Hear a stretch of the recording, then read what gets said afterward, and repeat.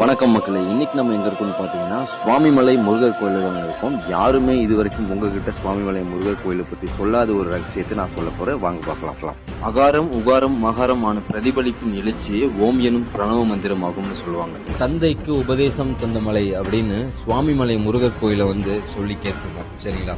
ஆனா அந்த உபதேசம் செய்தது நம்மளுடைய வாழ்க்கையில நமக்கு எப்படி உதவும் அப்படின்னு உங்களுக்கு தெரியும்.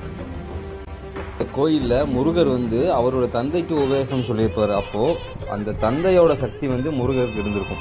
முக்கியமான ஒரு அம்சம் இந்த கோயில்ல என்னன்னு பாத்தீங்கன்னா, சிவன் கோயிலுக்கு போயிட்டு நம்ம சிவன்கிட்ட வேண்ட அந்த அருளும் அண்ட் முருகர் கோயில், அதாவது சுவாமிமலை முருகன்கிட்ட போய் நம்ம கேட்கிற அந்த நல்ல விஷயங்களும் 2 மடங்கு நமக்கு அதிகமா கிடைக்கும். ஏன்னா சிவனோட சக்தியும் கிடைக்கும், முருகரோட சக்தியும் கிடைக்கும். அப்படி ஒரு அபூர்வ அம்சம் கொண்ட கோயில் தான் சுவாமிமலை கோயில். ஒரு தடையாவது இந்த கோயிலுக்கு சாமியை பார்த்துட்டு போயிருக்கேன். சுவாமிமலை முருகர் கோயில் அவ்வளவு சிறப்பான ஒரு அம்சம்.